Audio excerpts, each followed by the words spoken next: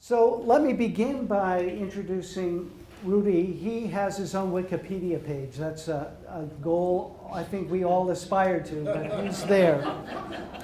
So it's a much truncated excerpt from that. He was born in Hrušky, is that how it's pronounced? Huh? Close.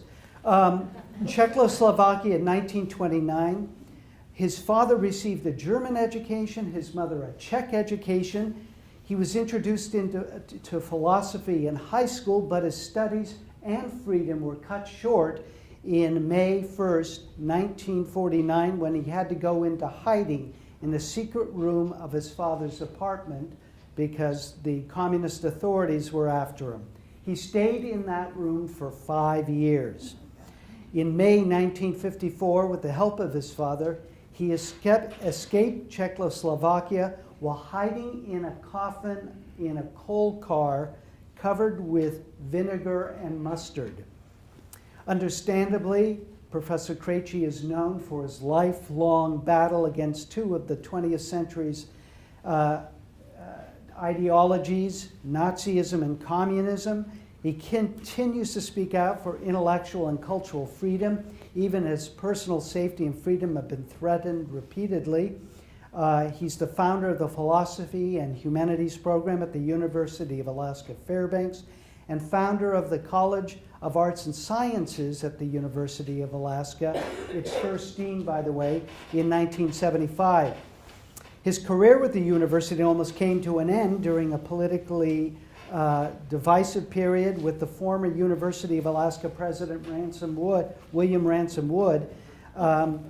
Rudy opposed Project Chariot, a scheme by the federal government to detonate up to 6 nuclear explosions along the northwest coast of Alaska and create a new deep water harbor for future mineral extraction.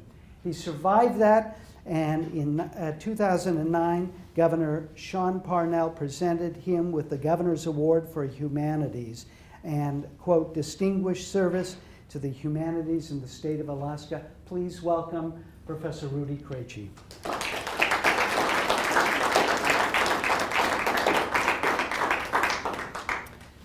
So Rudy, if they can hear you, we won't use the microphones, but if they can't, we'll resort to those microphones. Good. So you were born in Czechoslovakia. What was life like in Czechoslovakia at the time? You know, welcome all of you to our solstice session. And I mentioned, I have been in this room about 20 times at least, 20 times before, but it is completely new. I don't recognize myself, you know. So I miss here my friends, Maida and Akasov, who were sitting usually and arguing. We had always an argument. So they were sitting in the first row, and I was ready for an argument. Okay. Now, conjecture and refutation. yes, exactly. Yes. So what was Czech life when you were growing up? What was life like? You know, I have to say a few words about Czechoslovakia. Every nation comes out of a war with unique experience. You know, my nation, Czechoslovakia, did not exist, never existed before the end of the First World War. The man responsible for creation of Czechoslovakia was a great philosopher, T.G. Masaryk.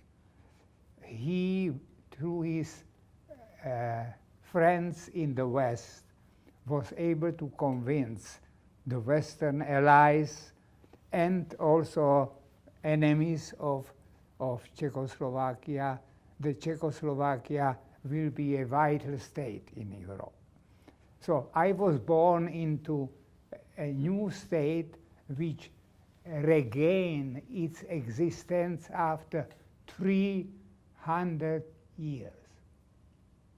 We have lost our independence in religious wars. We were the first ones who got into fighting with the omnipotent Roman Catholic Church. This was in 14th century. The leader of this movement was Jan Hus, Janhus. He had to pay for his involvement against the church with his life. He was invited to Constance, assured by Emperor of Empire and the Pope that nothing will happen to him. He arrived, was arrested, and sentenced to die at the stake. As a result of that, there was a Hussite revolution which followed in Bohemia. So Czechs became rebels and stay rebels all through their history. In 1918, after 300 years, Czechoslovakia was reintroduced among nations of Western Europe. So this is my general background. And in Czechoslovakia, there were following nationalities: Czech, German, Russian, in part Polish, but the great majority were Czechs. Things were even more complicated. Like, my father was a Czech, but he attended only German schools. So he had problem to write Czech. This was his handicap for his whole life. I wrote his letters, and he had a good profession, but he never was able to distinguish between Y and I. So he was mixing it. So everybody recognized that Czech was not his native tongue, but he spoke Czech perfectly. So from my father, I got German. He taught me German in young years. And the second language he taught me was Russian, which he learned during the First World War when he was part of the Austrian army in Russia. And he always told me, you have to be ready for your enemies. The best thing is to know the language they speak. So learn as good as possible German, because we will be one day occupied by Germany. And this was a good advice. Then second language, during the Second World War, he taught me Russian. Of course, in secret. You know, had somebody learned that he's teaching his son Russian, he would have been arrested. So from this point of view, I was well prepared for the end of the Second World War. My German was good, my Russian was also quite good, so I was able to get involved in the mainstreams of politics, knowing these two languages. The third language, in gymnasium, we have selected English, but it was forbidden by Germans. Instead of English, we were given French. So this was my equipment in terms of 3 languages and 7 years of Latin, which opened the world of whole Western linguistics. And I didn't know that at that time. So was it your political activity that forced you into hiding in 1949? Yes, it was my political activity. You know, I was Democrat, and I had my sympathy with Socialist Party. You know, National Socialist, Czech National Socialist Party. I was a socialist, Czech socialist, because I saw that this is the only future of humanity. So I was advocating Czech type of socialism. And this brought me into fight with communism, which organized themselves with help of Russians in Czechoslovakia. This brought me into conflict directly with Communist Party. So you had to occupy a small room in your father's apartment. Was it? It must have been hidden. Before I organized a group. You organized. Yeah, I organized a group, an anti-communist group, and we were distributing leaflets in '49. On May Day, may I point out? May Day. Yeah, not a great day to be Exactly. distributing anti-communist. And what preceded was, I was finishing gymnasium. I just finished written examination, matura, for gymnasium. In the meantime, we were distributing leaflets all over the center of Brno when we were observed by secret policemen. Now they started chasing after us, and this was the last time I saw my friends, with the exception of one.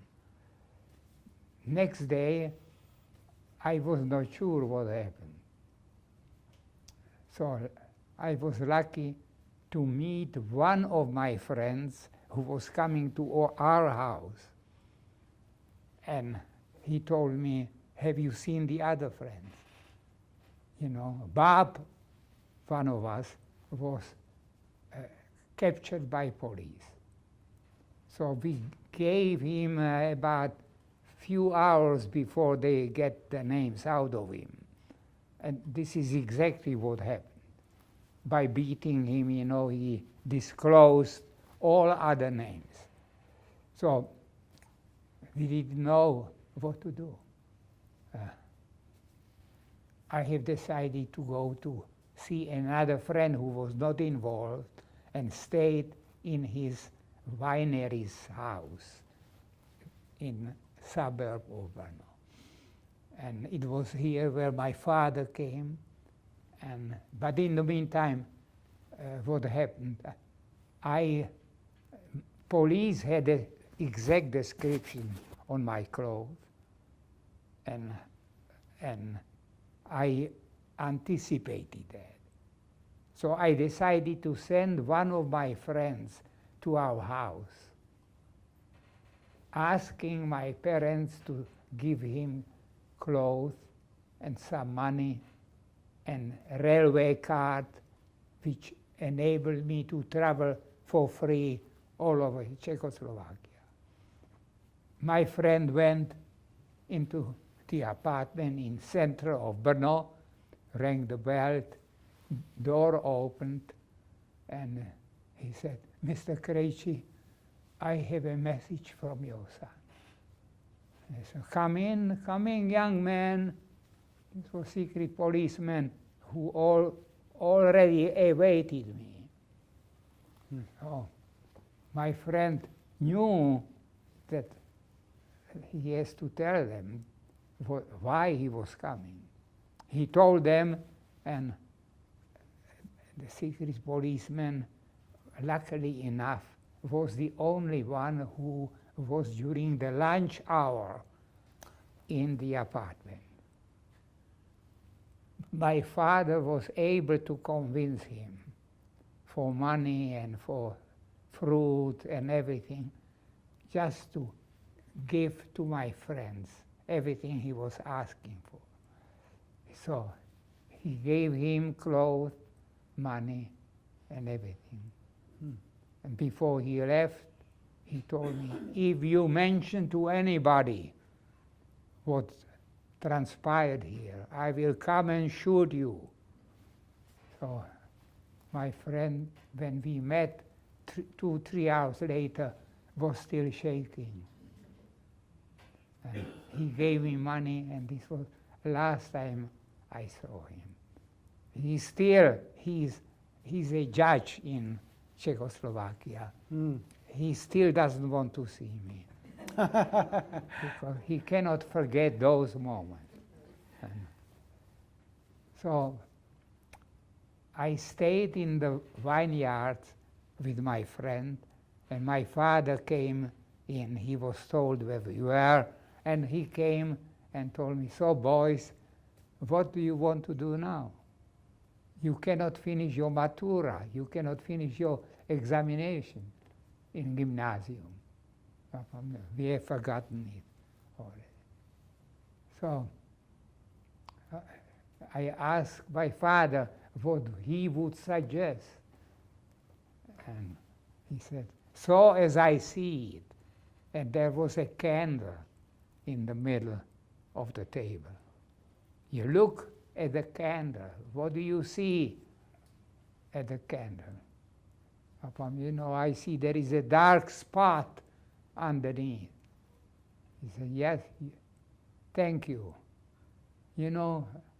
I cannot trust, we cannot trust anybody in our society. I will bring you into this shade, dome, home. So this is what happened. At night, he brought me home, and I was hiding in a cellar, in the coal, in the cellar. And this was after the story with the secret police.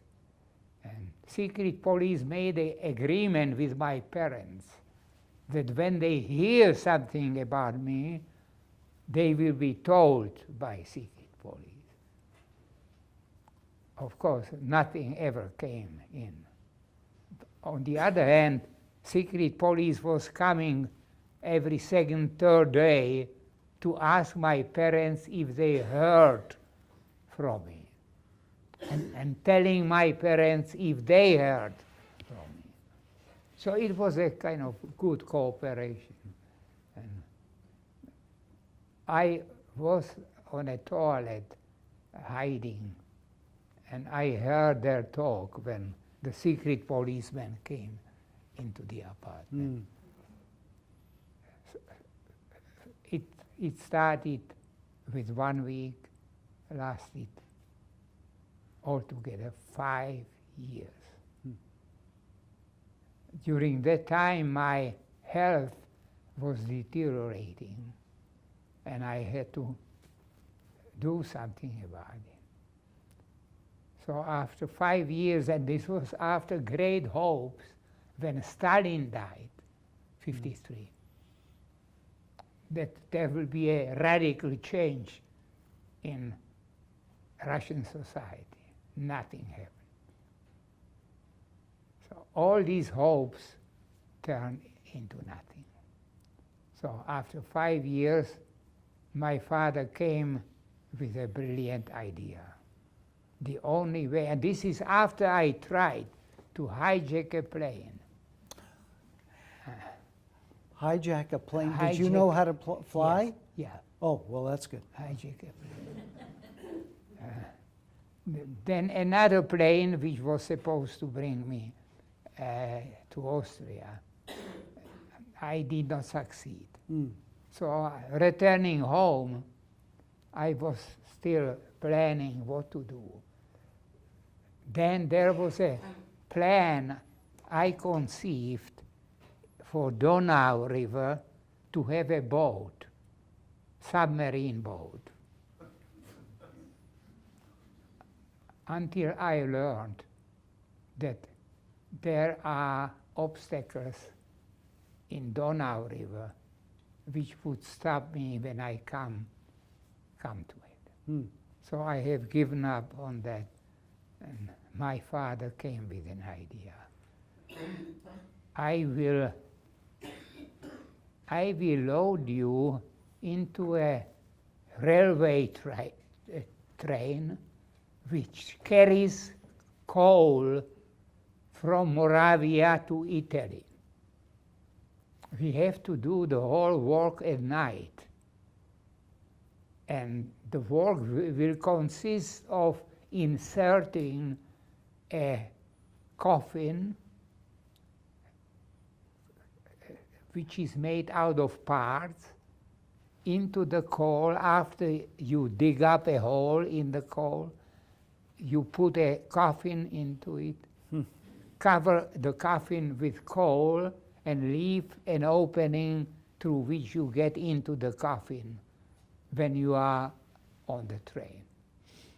So we use this nightly connection between Moravia and Italy, and everything worked fine. My father was able to figure out, because he was a railwayman, what is happening on the border. On the border there were secret policemen walking along all trains with dogs. And these dogs, when underneath of the train, jumped from wagon to wagon and aside from the train. So this was the last. I was in the coffin, and when we arrived at the border, before my father gave me an instrument to make holes through the wall, you know. Sort of a drill? Drill. And so I was able to observe, making a hole, what was happening. And so I saw the dogs running around, German shepherds, smart dogs. And then all of a sudden I hear one of them landed just above me, above my coffin. And I could not explain it immediately. He made a sound. Displeasure, you know, I have to tell you, I was covered with a mixture of vinegar, pepper, paprika, salt, and this is what the dog reacted to. And so I felt he jumped off, and they didn't notice the sound, the policeman. And a few minutes later, the train started moving. I arrived in first Austrian village, and it rained very heavily, so I was black from the cold. So I decided I will take a risk and get out. So I got out, and not noticing that I was being observed by an Austrian railwayman.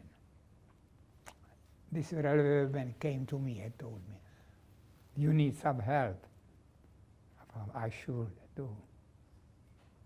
At first you have to wash your face. You are completely black. So I did wash my face. Then he bought me a ticket to Vienna. So I went into a train to Vienna, came into an apartment in the train. Nobody was there. So I was lucky sitting and breathing heavily.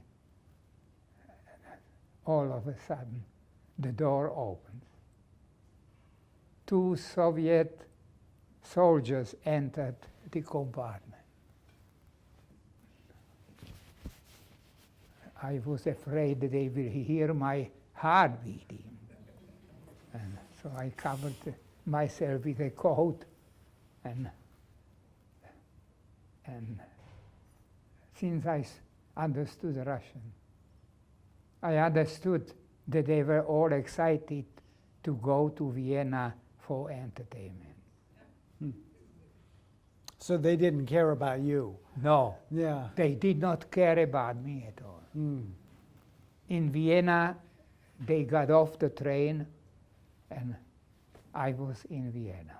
So I walked into the center of Vienna, and my father told me, don't ever try to communicate with an middle-aged Austrian. You are always, you can be sure, to communicate with old ladies. So I did. I met an old lady and asked her in German, where is American zone? And she showed me 2 blocks ahead of you and 1 block to the right, and you will be in American zone. This is how I got into American embassy, and this was the beginning of my new life. Well, when you were in Austria, you studied philosophy and eventually got your doctorate in philosophy. Was that what you originally wanted to study? Yeah, you know, because of our historical tradition, you know, I was interested in philosophy. Jan Hus was at that time theologian, but in my view, philosopher. You know, and all leaders during 300 years, Amos Comenius, father of mankind, who wrote books how to translate from one language into another one in 17th century. So all our leaders in exile were philosophers. So this is one part of my background, that in order to do something in human society, you have to be philosopher. But when you first came to the United States, didn't you work for Bechtel Corporation, the construction company? Yeah, this is after many experiences with Americans. Yeah. You know. But in Vienna, in Vienna I went, you are familiar with Viennese logical positivistic circle. Logical positivist? Yes. Yeah. So I regarded myself as the last member in Czechoslovakia. So I went to see my colleagues. This was a famous philosophical school of 20th century, which was influential for the whole world of philosophy. So I went there and talked with old professors, and they told me, first, you cannot stay here because first Bezirk, first district, takes hands every month. Russians will be next month. You have to go out of Vienna. We have one member in Innsbruck. He picked up a phone and called him. It was Stegmüller. Stegmüller. And so he said, we will take care of him, don't worry. So I was able to, to go to directly to one of the last members of this famous school. This is how I studied Austrian philosophy. Interesting. Yeah, yeah. Yeah. And then, after about enrolling at the University of Innsbruck, I enrolled, in philosophy, in medicine. I was able to enroll only in one faculty to study for doctorate. But I enrolled in philosophy, medicine, and law. And A triple threat. triple, yeah. And I didn't know what would be the best under circumstances. And I found out it was philosophy. And after 3 years and a half, I already had a dissertation prepared with one of the professors, doctoral dissertation, which was Russia and Europe. Mutual relationship between Russian and European history. It was accepted, and I received a visa to Australia, which I did not take, to Latin America, Argentina, which I did not take. I was waiting for American visa, which arrived, I took it, and at the same time with that, I received a world scholarship, which was World University Scholarship to study at the university in the United States for 4 years. So I was a made man, you know, going into United States with 4 years of scholarship. Of course, in the United States, I found out that the scholarship was for university in Pennsylvania, which was founded by President Lincoln for blacks. So I was not afraid, so I will finish there. But the university, I was too far advanced. They made use of me. I was teaching philosophy. Instead of, they told me, you don't have our pedigree. You know, you have only gymnasium and no pedigree. After 1 year, we give you bachelor's degree, second year, master's degree, and third year, you know, we will help you to go and study on your PhD. I was practically finished with my PhD in Austria. So at that moment, I say, it makes no sense. So I decided to go to my sponsor. In order to get to the United States, you need a sponsor. The sponsor was a Czech in California. When I approached him, he immediately invited me to come to California. And he told me, Rudy, forget philosophy. America is not for philosophy. And this is what was confirmed when I went to University of Chicago, and philosophy did not exist as such. Emphasis was on what is practical, pragmatic, what works.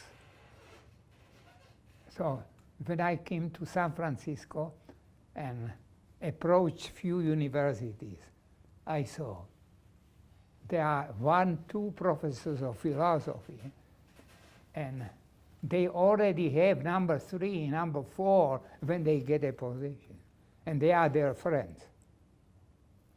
So it makes no sense. I was mightily discouraged with the situation which I found in the United States. But I was a lucky man when I was child and boy. When I was 13, going to gymnasium, I had descriptive geometry.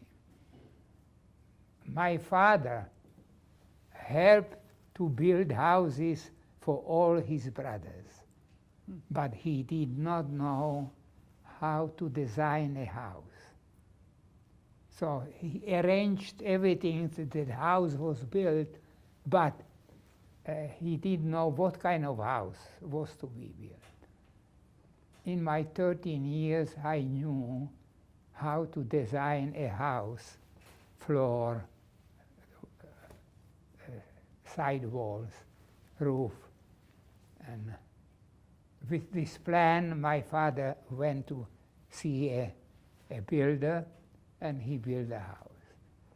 So this was my experience, you know, with descriptive geometry. Then I had a geometry, about 7 years in gymnasium. And so after that, I had experience with other things, electricity.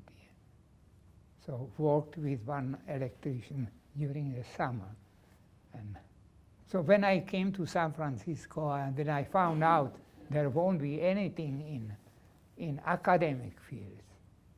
So as a philosopher, I decided I will go and look for a real American job.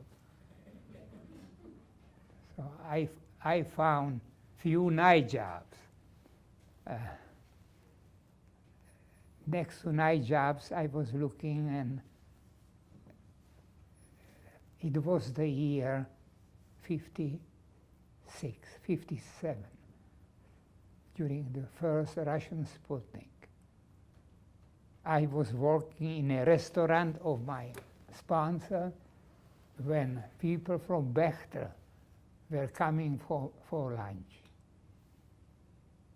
So my sponsor told me, I will introduce you to some of them. So I was introduced. But before I was introduced, I got into a big argument with Bechtel people who attended lunch in a restaurant, a downtown restaurant. And most of them were Bechtel people. And they told me, look, this Sputnik over San Francisco, these little lights, they communicate together German. And I listened to it, I said, gentlemen, you are mistaken. You are underestimating Russian scientific knowledge. I am convinced they speak Russian, if they do. And I gave them an example from history of Russian science, from 18th century, from 19th century, from 20th century, that the first scientific discovery was done by a Russian who figured out how much power is needed to lift an object from the gravity of the earth. He figured out mathematically, and practically he designed vehicles how to apply it. And so Bechtel people were surrounding me, and one of them asked me, where did you study engineering? I have never studied engineering. Where do you have all this stuff? I never heard about it. These are scientific facts. You can find out about them in any encyclopedia. And so the boss of Bechtel listened to it and came to me and told me if I could stop in his office. So with this introduction, I went to his office. He offered me a job. And after about 2 weeks, he told me, he disclosed to me that Bechtel is heavily involved in Iran. I made connection. Shah of Persia was removed from Iran by British and American intelligence service. Bechtel is already in Iran, making deals with Iran. And this was the case. He was the boss. I found out, to be short, the Bechter people, the whole top of Bechter people were future close collaborators of President Reagan. Caspar Weinberger, Schulz, all of these people were closely cooperating with Reagan, who was governor of California. Mm. And so it was a deal. He offered me a job. He was impressed with my knowledge of languages. If I would work for Bechter in Iran. And half a year later, I had to tell him I have been thinking twice about his offer, but I have decided to go back to Austria and to finish my PhD. So he extended the offer. When I come back, I can do it. So this was my, I worked for Bechter in San Francisco when I came back. Well, I was going to say, once you got your PhD and came to Fairbanks, you didn't find a warmer reception to teach philosophy here, did you? No. It was President Patty, you know, who asked me, so what do you want to do here? I want to teach philosophy. He started laughing. Why do you laugh? We never had it. We are not going to have it. We are never forget that nonsense. This is what President of University is telling me. So, can you do something what makes sense? He asked. So I told him, I know I can. I speak few languages. Which languages? German. And he said, secretary, call a German instructor. So it was a German who came, and I was examined and in German. He said, yeah, it's very good. He's not native speaker of German, but his German is excellent. And what else can you do? Russian. A Russian came. The same, yeah. No, his Russian is good. You know, he's not a Russian native speaker, but his Russian is good. So here you have 9 months, $7,100 or 9 months, and teach German and Russian. Take it or leave it.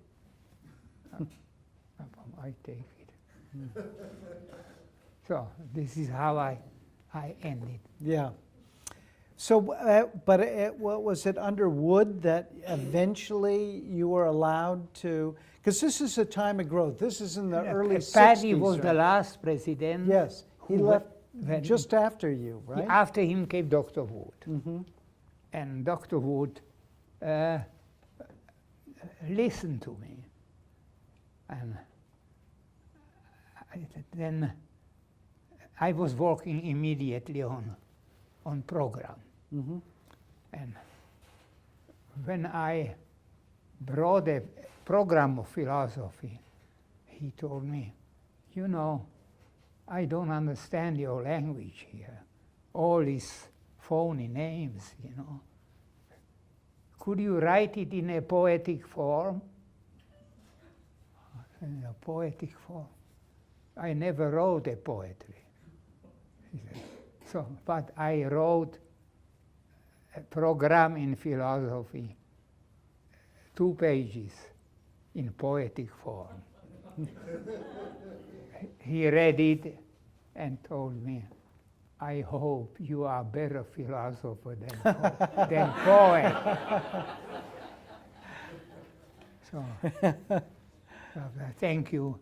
So I got a job to teach Russian and German. I have to tell, I taught both languages with a guitar. A guitar? Guitar. Singing Russian and German songs. And I had classes with 40 students, 30 were signed up, and they were coming, just to hear Hear Russian this- and German music. So it was very popular, And 2 years later, I started teaching philosophy. So students from languages were coming, many of them were my students too. And I continue. It was not easy to have guitar in a philosophy class. It took me a while, to get rid of it, and to concentrate. Well, being the 60s, that probably helped things. I Yes. think. Oh, Yeah. yes. Yeah. Yeah. What did you just do an overview of philosophy when you started the program, or did you offer like schools like Greek philosophy or Renaissance philosophy? Or? Yeah. I introduced philosophy in such a way, explaining that there is no room for philosophy in America. That our whole society is organized according to emphasis on labor, organization of labor, having profit from the labor, which is, example, University of Alaska was organized as School of Mines and School of Agriculture. So I use the example, this has nothing to do with university. We do not have university. It will take a long time. And I taught for the first time course in idea of philosophy, of world philosophy. Nobody at the university heard about it, about Greek concept of trivium, quadrivium, which during the Middle Ages became 7 liberal arts. This became the core of Western concept of university, to which other disciplines were coming, like medicine, law, and other were. So there were, at the end of Middle Ages, there were 4 faculties. Faculty of Philosophy, which comprised everything with the exception of medicine, law, and theology. So these were 4 faculties. Students were able to study in one of 4 faculties. So this is idea of Western university. This is during Middle Ages, when we do not have emphasis on practicality. In 17th, 18th century under Napoleon is responsible for first technological school. But before British started already organizing emphasis on technological fields. But humanities, as we would call it now, were emphasized. Latin was history of Rome was emphasized. And so, of course, theology, everything was under the tent of theology. So this is how I saw things, in America. And with Dr. Wood, I gave him idea of philosophy, and he did not fully understand it. He said, we don't have law, we don't have theology, we will never have it. Thank you. Sure, we will never have it. So what we have kind of remnants of university offerings from the whole idea of philosophy, but represented with emphasis on practicality. It is the only philosophy, American philosophy, is pragmatism. This is the official American philosophy. Although I understand some of your students got a little anxious about your lectures, and they started appearing in North Pole sermons. Yes. Or well, how did that come about? Yeah. When I started teaching, so I selected a popular topic, and I have to admit that sometimes I felt that I jig a little bit under the skin of the students. Sort of challenged them, did you? Yes. So I came into class, and the students were talking about Saint John, and they had some argument. And I took over the argument, and I told them, you know, I think Saint John is totally mistaken with his claim at the beginning was the Word. The Word was superior, and God was the Word. And they were shaken. You know, you dare to question St. John? And you say that he was wrong? Yes, he was wrong. Now, what was for you at the beginning? No, idea. Idea in the mind of man. Words are words. And I gave them example from 5 languages. You have 5 languages which represent one thing, idea. When you learn a language, you understand the other language through the idea you have. Without these ideas, you could not understand. Of course, the students, well-meaning, went home and said, we have a new instructor who challenged, you know, St. John. What did he say? No, he challenged that he was wrong. So the reverends pick it up, and during the Sunday ceremony, they introduce it that there is a communist who is teaching things like this, you know, that St. John was wrong. Dr. Wood called me on carpet and told me, you know, this is what I hear in legislature, that I have here a communist who is teaching freely, you know, the communism, criticizing the fathers of the church. So I explained him and what I meant. And he was interested in my idea that at the beginning is the idea. You know, he was professor of literature. And I kind of answered him his question, you know. Mm-hmm. And he told me, you have to talk with me about it. That at the beginning was the idea. So we had meetings, and we were good friends, I say. Well, but didn't you two tangle over Project Chariot?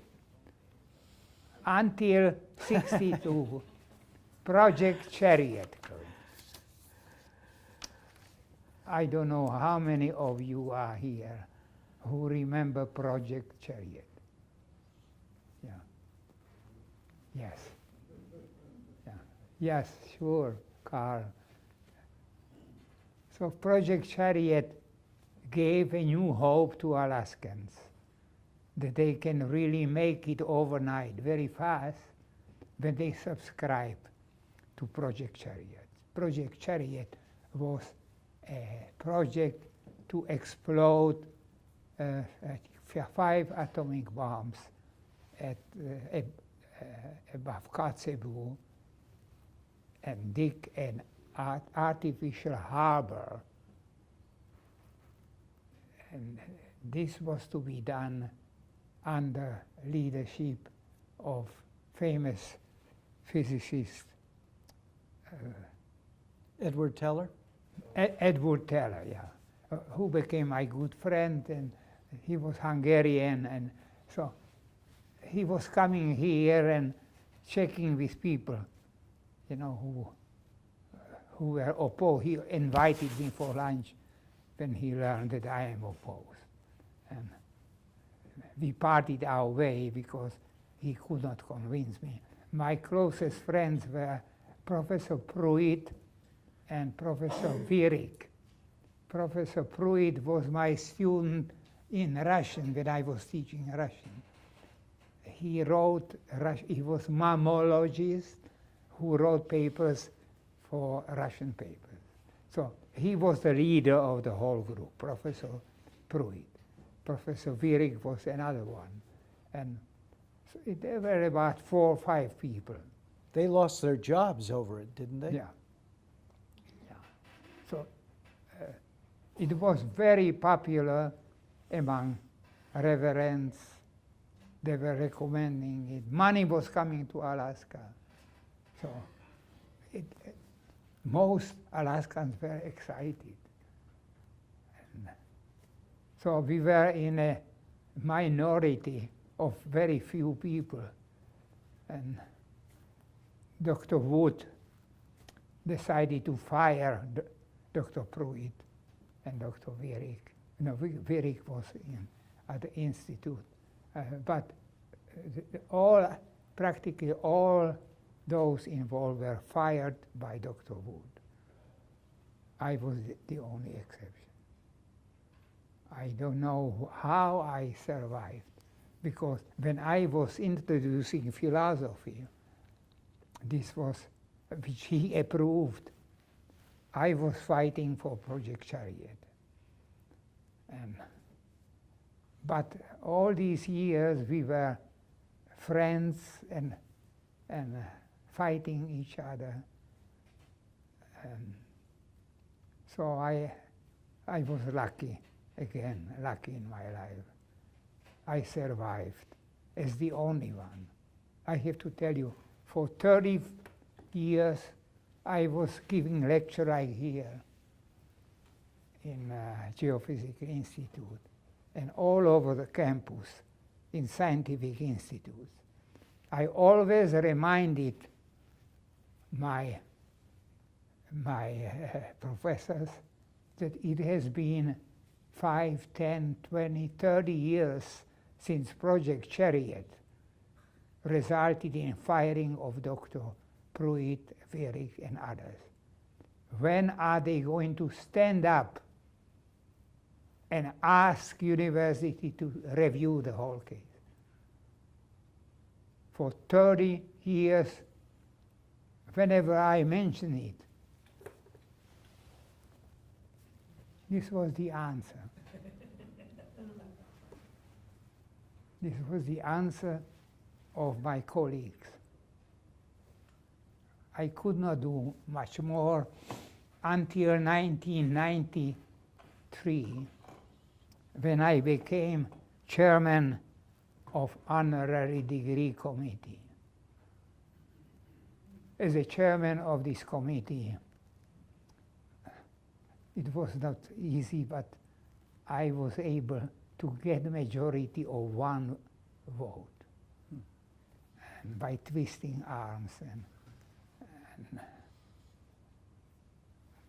I approved, my committee approved officially, that Dr. Pruitt and all others who participated in Project Chariot deserve honorary doctorates for their exceptional scientific work on Project Chariot.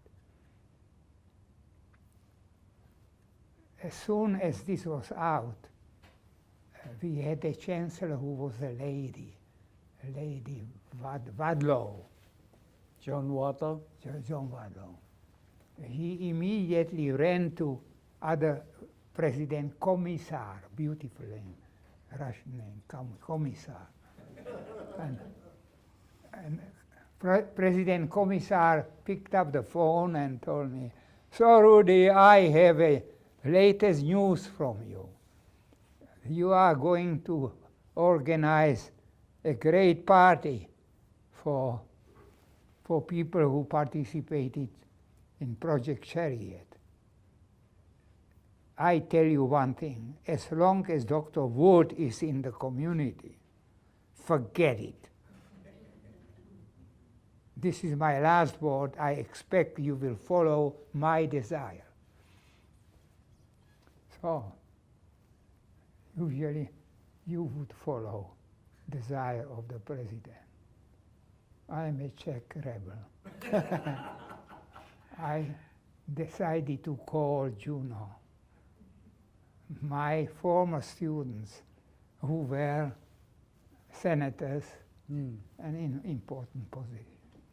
I asked them to do something, and they did. They passed a resolution in name of people of Alaska who are in favor of recognizing all these distinguished scientists for their work on Project Chariot. When this came to the university, nobody dared to challenge it.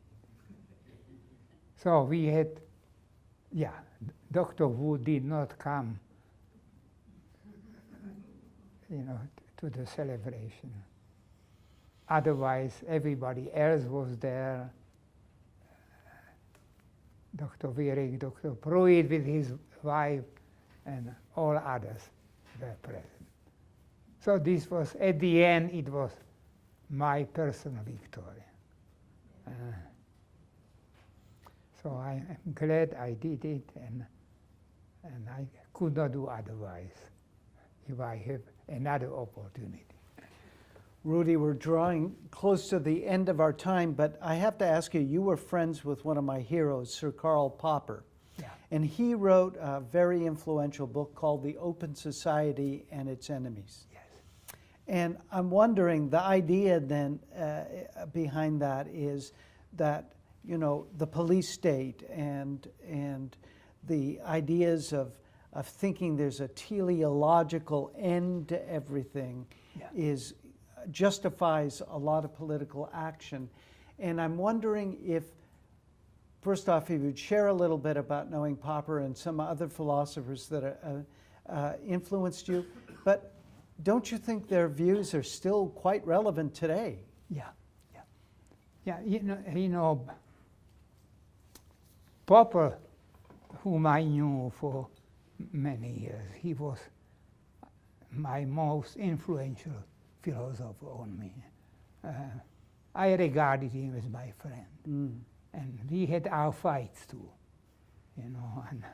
but his work on free society is his most important one. He's a philosopher grown up in Vienna, who, because of his theory in philosophy, could not get a job in England, where he escaped as a Jew from Austria. Are you familiar with it? Yeah. He went to New Zealand, right? Yes. There was no university in England, Cambridge, Oxford, no university was willing to offer him the job. Why? Because he introduced into philosophy a new idea, which went against the principles of Viennese circle. Viennese circle subscribed to type of science which will be done inductively, where everything can be defined, and as a result, what is empirically done can be verified. They elaborated principle of verification. So empirical finding verified is science. Outside of verified empirically science, there is no science. So this was foundation of science for Viennese empirical circle. Karl Popper was a Viennese who was the youngest member of the elite among the professors. The Vienna Circle. Yeah, Vienna Circle. And he conceived a theory that true science can never be verified. It consists of approximately describing sphere of phenomena, but the findings of scientists as such can never be verified, because there can always be scientists tomorrow who will have an idea, who will come up with a new idea, and we have to pay attention to these new ideas. So Karl Popper practically buried the empirical sides with the hope that science is superior because science verifies. And he proved that it is not the case. This went against the conviction of practically 90% of scientists in the Western world. They believed in possibility of verification of science. Now Hitler occupied Austria. Karl Popper saved his life, escaped to England, went to Cambridge, the door closed, went to Oxford, the door closed, because there were professors who did not want to touch Karl Popper with 10-foot pole. So Karl Popper lived in England for a year with his wife, and no job.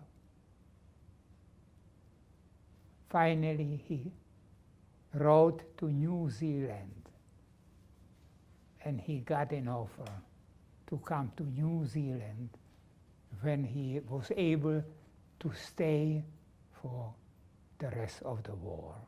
Until the end of the war, he stayed in New Zealand, where he wrote The Open Society. Open Society and Its Enemies, and many other works, very valuable works.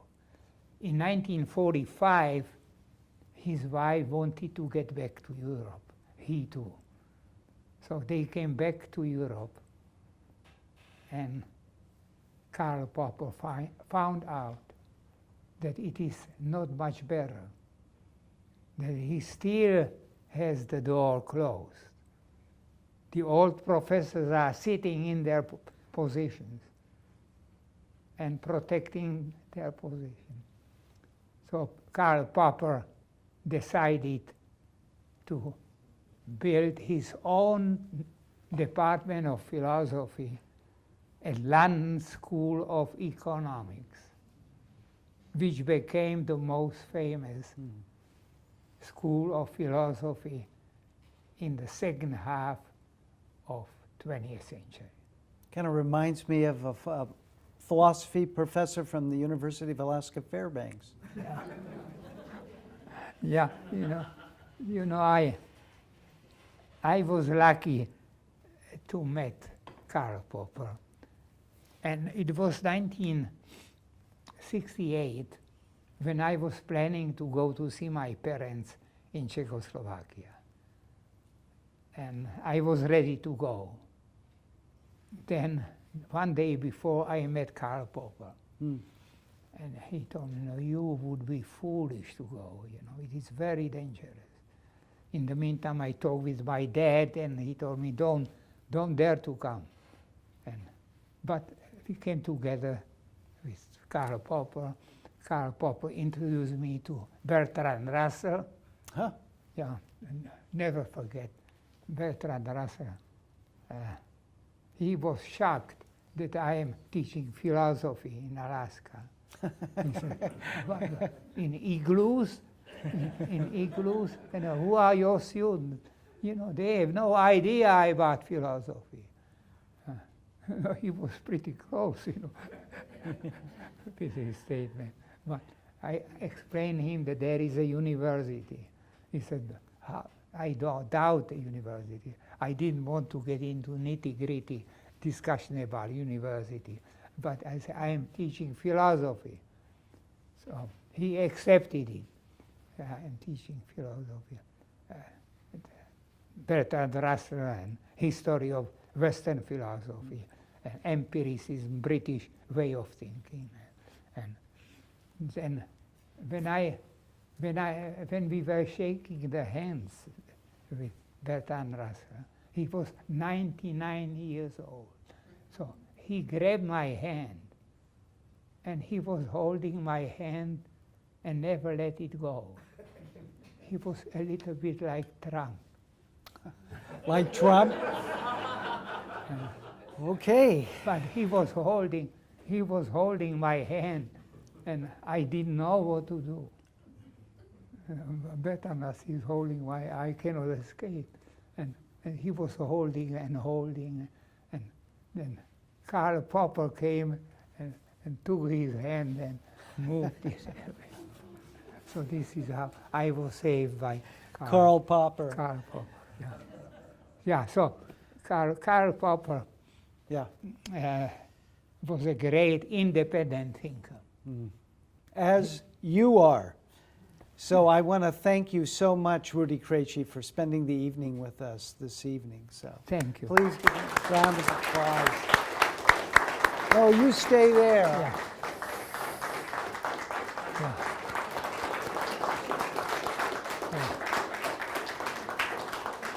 Thank you so Yeah. much. Thank you to all of you for coming. You know, philosophy has a future in Alaska.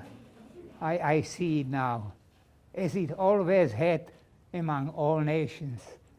And the progress is very slow, but the progress is here, and I can see it at all of you. Thank you very much. Thank you, Rudy. We didn't need the microphones.